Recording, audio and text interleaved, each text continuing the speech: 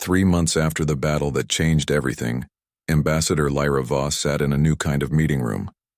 The chamber was built on a space station that orbited between Earth and Mars, where human and alien representatives could meet as equals. The walls were made of transparent aluminum that let everyone see the stars beyond, while they talked about building a better future for the galaxy. Around the large circular table sat delegates from every major civilization in known space. The Karathi Queen herself had come to speak for her people, while the Vex had sent their greatest war leader to negotiate terms. Even the proud Zephyrians had finally accepted that they needed to make peace with humanity if they wanted to survive.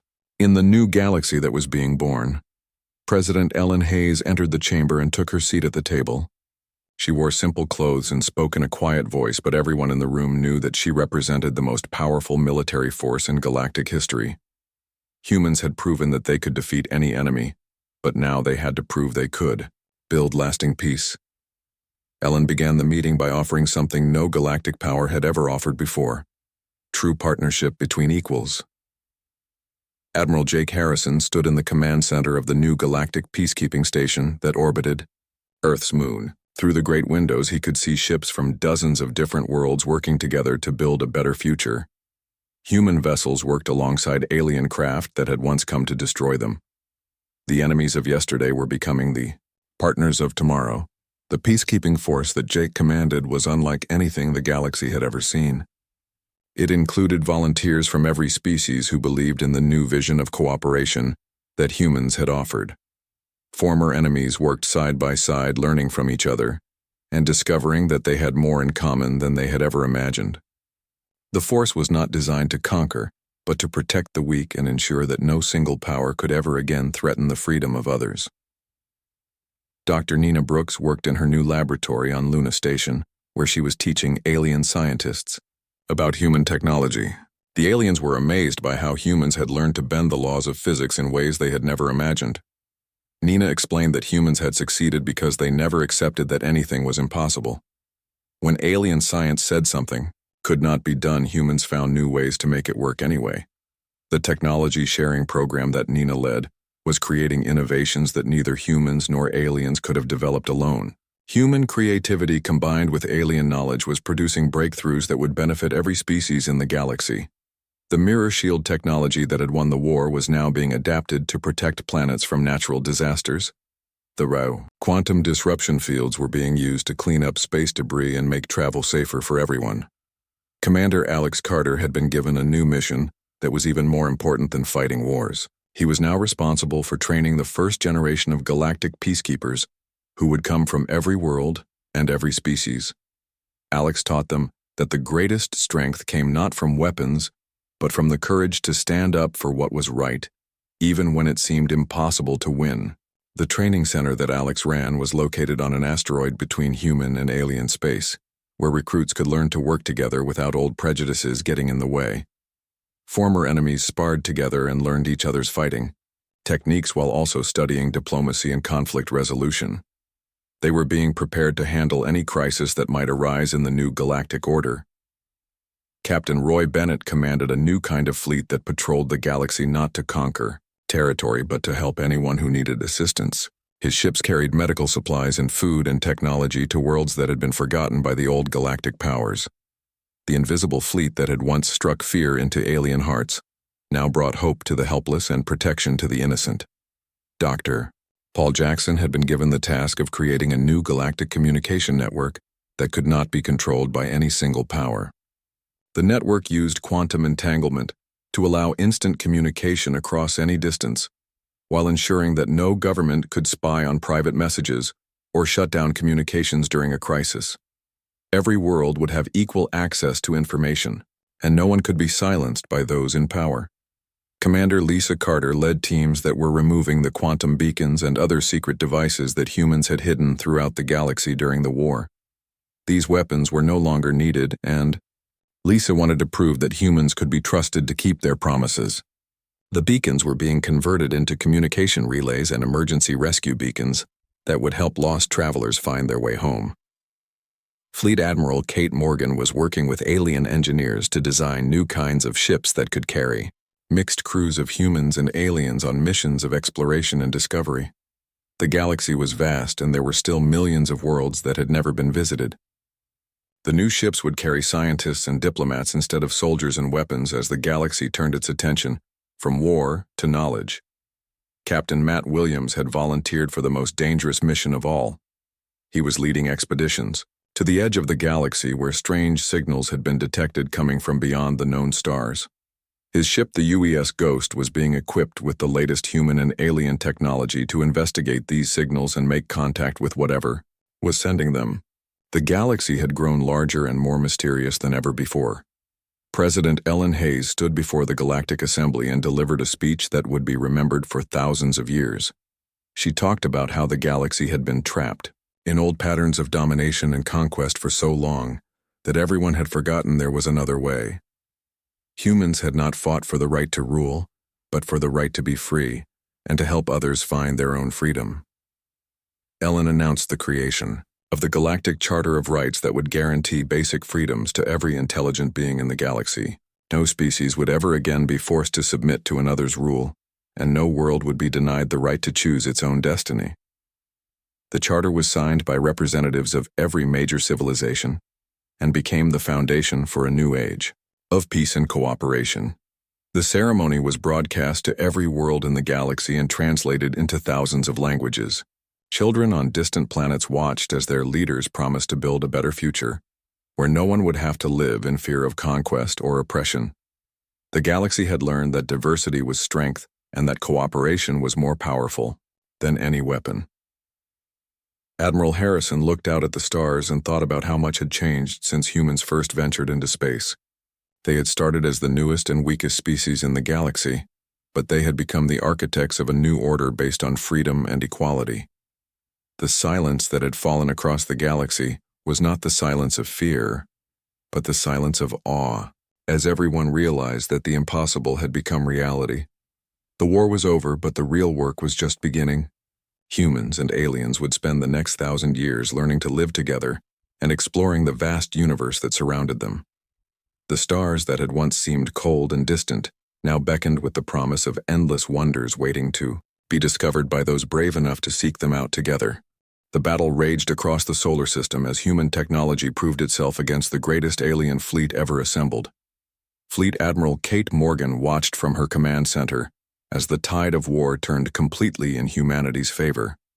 The aliens who had come to destroy Earth were now fighting desperately just to survive. Their perfect formations had dissolved into chaos as ship after ship fell to human weapons they could not understand or defend against.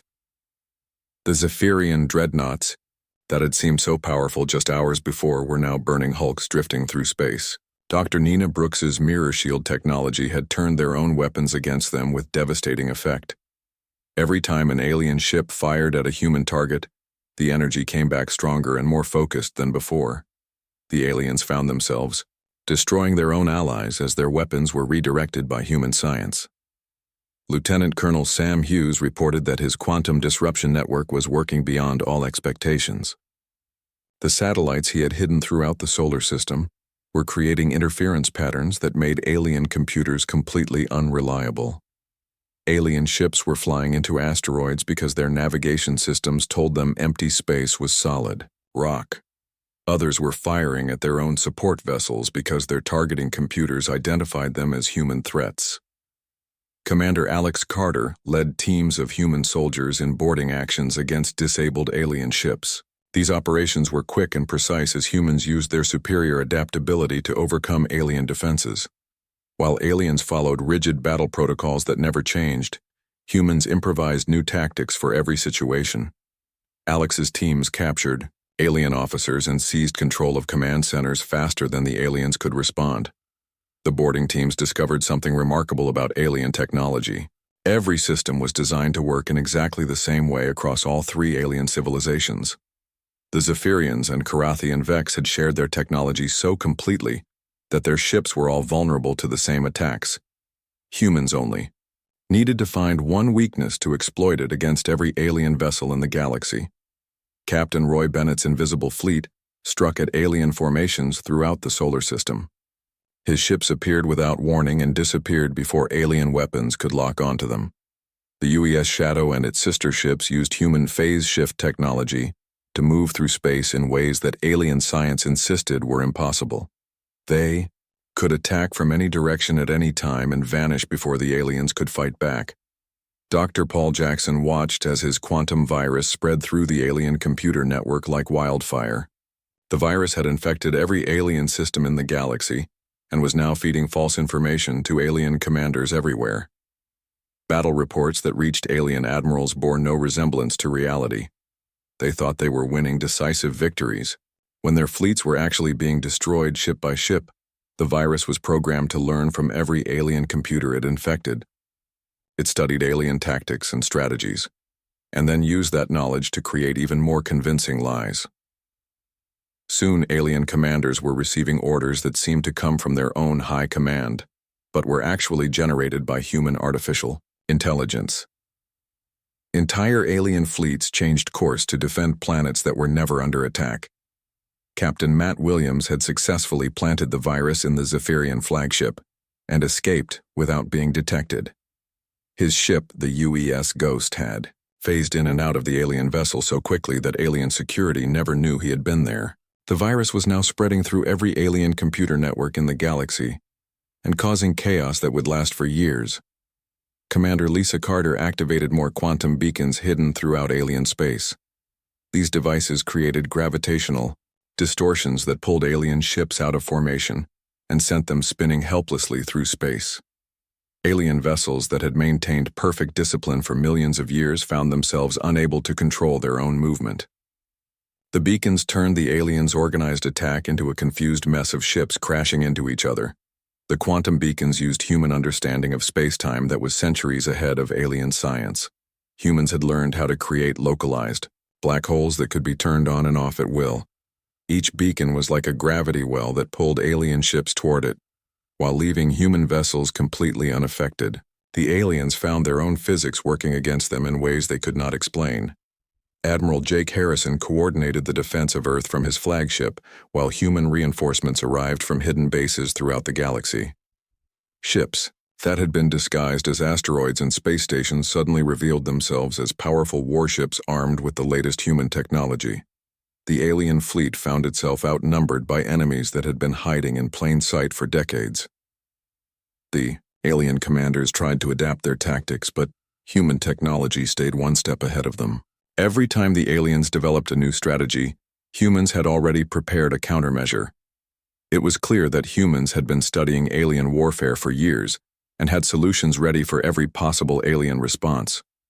The hunters had become the hunted in the most complete reversal in galactic history. President Ellen Hayes broadcast another message to the galaxy as the battle reached its climax. She spoke directly to the alien peoples and told them that humans did not want to destroy them, but would not accept domination. She offered the aliens a choice between continuing a war they could not win or accepting a new kind of relationship based on equality rather than conquest. Her words were translated into every alien language and broadcast on every frequency.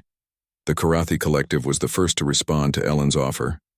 Their insect ships began powering down their weapons and requesting permission to withdraw from the solar system. The Karathi had always been the most practical of the three alien powers, and they could see that continuing the battle would only lead to more destruction. Their queen sent a message accepting human terms for a ceasefire. The Vex Dominion followed soon after as their crystal ships began forming defensive formations rather than attacking ones. The Vex were proud warriors, but they respected strength when they saw it. Humans had proven themselves to be worthy opponents, and the Vex would rather negotiate with equals than be destroyed by superiors. Their war council voted to suspend hostilities and begin peace talks. Only the Zephyrian Empire continued to fight as their remaining ships launched desperate attacks against human positions. But their weapons were useless against human defenses, and their ships were picked off one by the invisible human fleet. The Zephyrians had built their entire civilization on the belief that they were the superior race in the galaxy. Accepting defeat would mean admitting that everything they believed was wrong. Admiral Harrison gave the order for human forces to disable rather than destroy the remaining Zephyrian ships. Humans had proven their point and did not need to commit genocide to secure their victory. The alien crews were taken prisoner, and their ships were captured intact to be studied by human scientists. The war was over, and humanity had won a victory that would reshape the galaxy forever. Fleet Admiral Morgan looked at the tactical displays showing the aftermath of the battle. Alien ships drifted powerless throughout the solar system, while human vessels stood guard over them. The three greatest powers in the galaxy had been defeated by a species they had considered primitive and insignificant. The galaxy would never underestimate humanity again. Admiral Jake Harrison stood on the bridge of the UES Liberty and looked at the big screen in front of him. Thousands of alien ships filled the space around Earth like angry bees around their hive. The ships were huge and dark, and they moved in perfect lines that showed how well they could fight together. Jake had seen many battles in his 40 years as a soldier, but nothing like this. The alien fleet was bigger than anything humans had ever faced before. The Zephyrian Empire had brought their best ships. Each one was as big as a city and covered in weapons that could destroy a planet. Behind them came the ships of the Karathi Collective. These looked like giant insects made of metal, and they buzzed with energy that made the space around them glow. The third group belonged to the Vex Dominion, and their ships were made of crystal that caught the light from Earth's sun and threw it back in rainbow colors. Jake touched the control panel and opened a channel to all Earth's defense stations. His voice was calm and steady even though his heart was beating fast. He had been waiting for this day for 10 years. Ever since humans first met aliens in space, they knew this moment would come. The aliens did not like how fast humans learned new things. They were scared that humans might become too strong. On Luna Station, Ambassador Lyra Voss sat in a chair made of silver metal and waited for the alien message. The room around her was white and clean and filled with machines that could talk to ships anywhere in the galaxy. She had been Earth's voice to the aliens for 5 years, and she knew they did not trust humans. They thought humans were too wild and too quick to change. They wanted all races in the galaxy to stay the same forever. The screen in front of Lyra lit up and showed the face of an alien that looked like a tall, thin human, but with skin like blue metal. This was Commander Zeth of the Zephyrian Empire. His eyes were cold and his voice sounded like wind blowing through empty caves. He spoke in the common galactic language that all space travelers used. Zeth told Lyra that the three great powers of the galaxy had made a choice. Humans had grown, too strong, too fast. They had built ships and weapons and machines that the aliens did not understand. This was not allowed. The galaxy had rules and humans were breaking them by being too creative. Zeth said humans had one day to give up all their weapons and ships and agree to be ruled by the Galactic Council. If they said no, the alien fleets would destroy every human city and base in space. Far below Earth's surface, Commander Alex Carter gathered his team in a room carved from solid rock. The place was hidden under the Rocky Mountains where no alien scanner could find it. Alex was a big man with scars on his hands from years of fighting. He had been getting ready for this war since he was a young soldier. Around him sat 20 of the best fighters Earth had ever trained. Alex looked at each face in the room. These men and women had spent years learning how to fight aliens. They had studied every alien weapon and ship and weakness. They knew that. Aliens were strong, but they also knew that aliens always did the same things the same way. Humans were different. Humans could change their plans in the middle of a fight. This would be their greatest weapon. The team had been placing secret devices all over the galaxy for years. Nobody knew they were there because they were made using human science that aliens could not detect. Each device was small enough to fit in a person's hand, but powerful enough to disrupt alien technology across a whole star system. When the time came, these devices would turn the aliens' own weapons against them. Dr. Nina Brooks worked in her lab deep inside a mountain on Mars. She was a small woman with quick hands and a mind that could solve problems other people could not even understand. For 15 years, she had been taking apart alien machines and learning how they worked. What she found surprised her. All alien technology used the same basic principles. They had never learned to think in new ways. Nina had built something the aliens said was impossible. It was a shield that did not stop enemy weapons but instead caught them and sent them back where they came from, but stronger than before. The aliens would find out what it felt like to be hit by their own guns. Nina smiled as she made the final adjustments to her machine. The aliens thought they knew everything about physics, but humans had learned things that alien schools never taught. Captain Roy Bennett stood in the command center of a ship that officially did not exist. The UES Shadow was invisible to every scanner the aliens had. It floated in empty space between Mars and Jupiter, along with 50 other ships just like it. These ships had been built in secret, using technology that human scientists had invented, by thinking in ways aliens never could. Roy had been chosen to lead this hidden fleet because he understood how to fight when the enemy thought they were winning. His ships could appear anywhere without warning and disappear just as fast. They carried weapons that worked in ways alien science said were impossible. When the battle started, the aliens would learn that humans had been preparing for this war, much longer than anyone thought. The alien ultimatum spread across Earth like wildfire. People in every city watched the news and saw the huge alien ships blocking out the stars. Some were scared, but most were angry.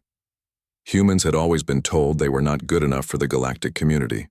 Now they would show the galaxy what humans could really do when they were pushed too far. In secret bases around the solar system, human soldiers and scientists made final preparations for the battle that would change everything. They had spent decades learning alien weaknesses and building weapons the aliens could not imagine. The aliens thought they were coming to crush a weak young race, but they were about to discover that humans had been ready for this fight all along. President Ellen Hayes walked to the podium in the underground bunker that would broadcast her words to every human in the galaxy. The room was small and simple, but her voice would reach billions of people who had been waiting for this moment. Ellen wore a dark blue suit and her face was calm even though she was about to start the biggest war in galactic history. She looked directly into the camera and began to speak. Ellen told the galaxy that humans had never wanted to fight, but they would never accept slavery. She said that for too long the alien powers had treated humans like children who needed to be controlled and guided. Today that would end. Humans had been preparing for this moment since the day they first learned they were not alone in the universe. The aliens had made the mistake of thinking humans were weak because they were young. Her speech contained code words that activated secret systems all across the galaxy. Every human who heard those words knew exactly what they meant. In hidden bases and secret ships, human soldiers began the final countdown to Operation Silent Dawn. This was the plan that would turn the aliens' greatest advantage into their worst nightmare. Admiral Jake Harrison stood on the bridge of the UES Liberty and watched the alien fleet begin its attack run toward Earth. The Zephyrian dreadnoughts came first, their massive forms blocking out entire sections of stars. Behind them, the insect ships of the Karathi buzzed in perfect formation, while the crystal ships of the Vex hummed with barely contained energy. It was the most powerful fleet ever assembled, and it was coming to destroy humanity. Jake opened a channel to all human forces and spoke the words that would change everything. His voice was steady and strong as he gave the order that humans had been waiting decades to hear. Across the solar system and beyond, every human soldier and scientist and spy heard the same message at the same time. The moment had come to show the galaxy what humans could really do. Commander Alex Carter pressed a button that sent a signal to quantum devices hidden throughout the solar system. These devices had been waiting silently for years, invisible to alien scanners and undetectable by alien science. Now they all came online at exactly the same moment, creating a web of interference that began to spread through space like ripples on a pond. The quantum disruption satellites that Lieutenant Colonel Sam Hughes had placed around the solar system activated first. They created fields of twisted space-time that made alien sensors see things that were not there, and miss things that were right in front of them. Alien ships that had been flying in perfect formation for thousands of years suddenly found themselves flying blind. The disruption effect spread faster than light itself because it used quantum entanglement that connected all the devices instantly. Alien computers that had been working perfectly for millions of years began to receive contradictory information. Their navigation systems told them they were going in 5 different directions at once.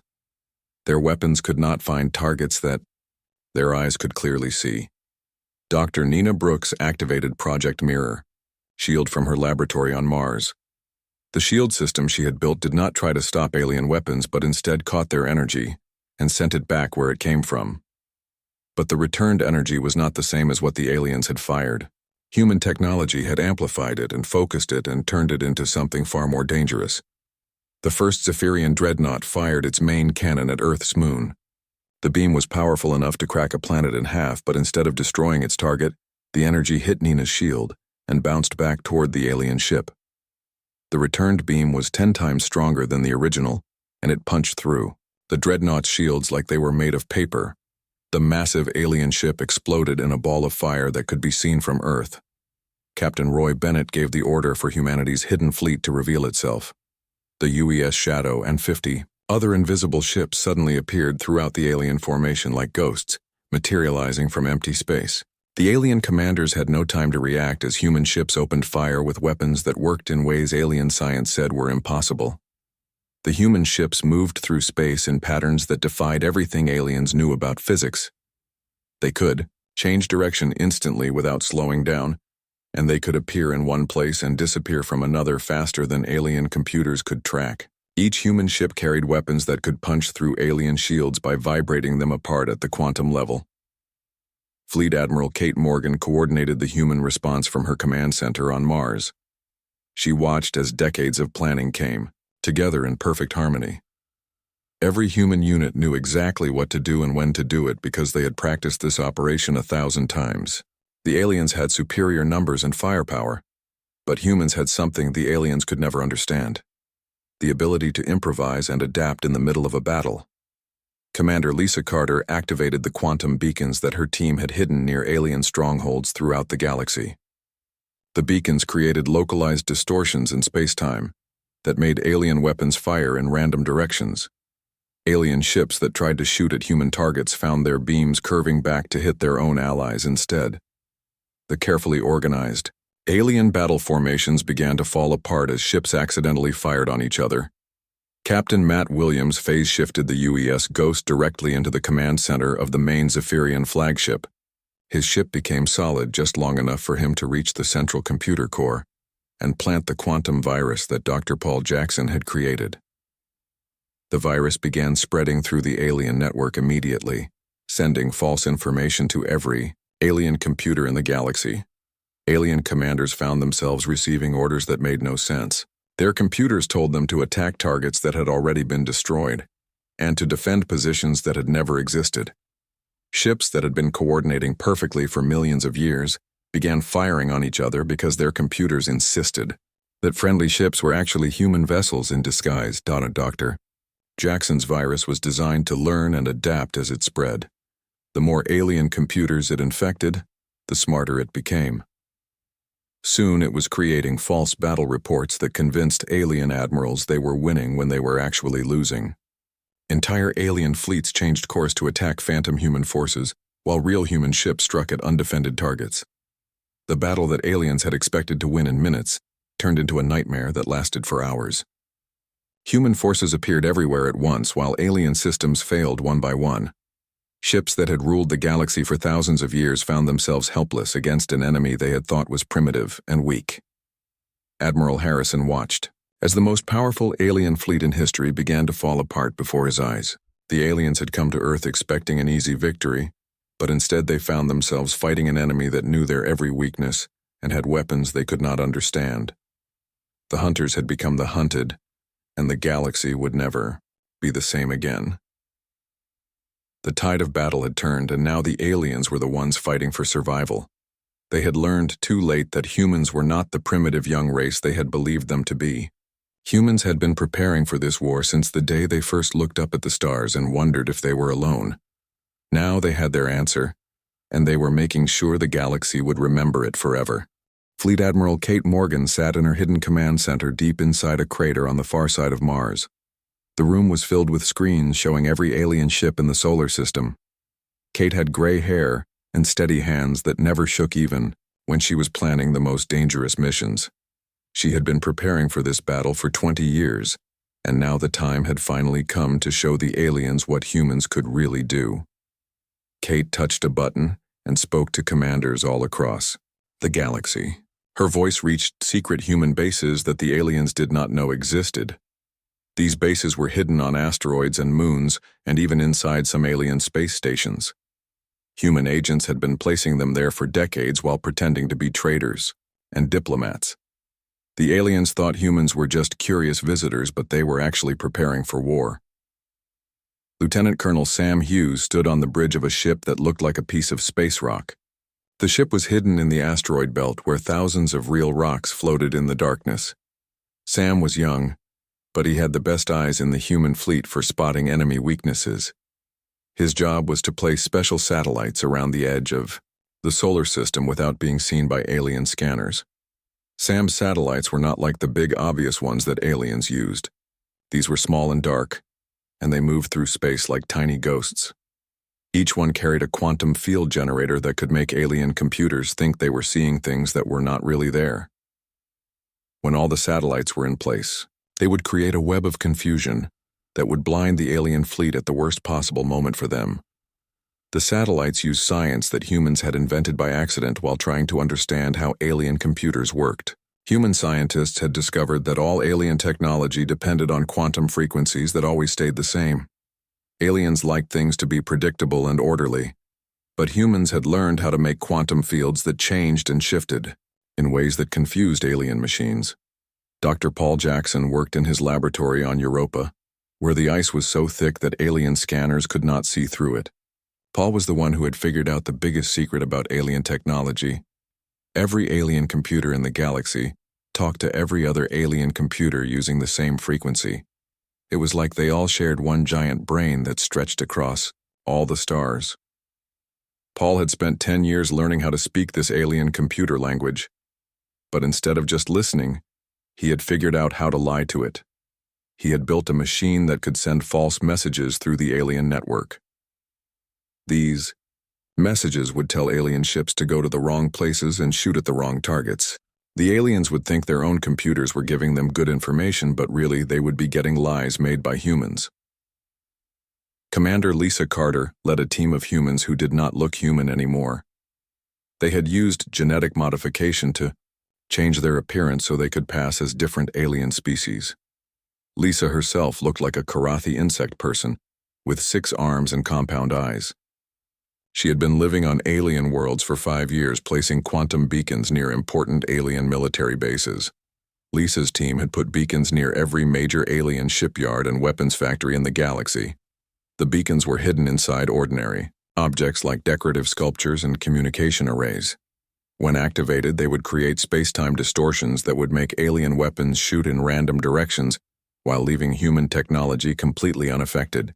The beacons used human understanding of gravity that was far ahead of alien science. Humans had learned how to bend space and time in small local areas, while aliens still thought such things were impossible. Each beacon was like a tiny black hole that could be turned on and off with a simple radio signal from Earth. Captain Matt Williams commanded the UES Ghost, a ship that used technology stolen from the future. The Ghost could phase in and out of normal space-time, which made it completely invisible to alien sensors. Matt's mission was the most dangerous of all. He had to get inside the main Zephyrian command ship and plant a virus directly into their central computer. The virus was not like the computer viruses of old Earth. This one was made of quantum information that could think and learn and adapt. Once it got into the alien network, it would spread to every alien computer in the galaxy in just a few minutes. But it would not destroy anything right away. Instead, it would wait and watch and learn how the alien systems worked. Then, when humans gave the signal, the virus would take control of every alien computer at once. Matt had practiced this mission 1,000 times in virtual reality. His ship could become solid, just long enough to cut through the hull of the alien command ship, then become ghost-like again so alien security could not catch him. He would have exactly 10 minutes to reach the central computer core and plant the virus before his ship's phasing system needed to recharge. Back on Earth, President Ellen Hayes stood in the Situation Room deep under the White House. Ellen was a small woman, but she had a voice that could inspire millions of people to do impossible things. She was about to give a speech that would be heard by every human in the galaxy. The speech would be the signal that would start the most ambitious military operation in human history. Ellen's speech would be broadcast not just on Earth but to every human colony and research station and secret base scattered across the stars. Hidden transmitters that had been placed years ago would carry her words to humans who had been waiting in silence for this moment. When they heard the code words in her speech, they would know it was time to show the galaxy what humans could really do when they worked together. Admiral Harrison watched the alien fleets move into their final attack positions. The aliens were confident and relaxed because they thought humans had no chance against their superior technology and numbers.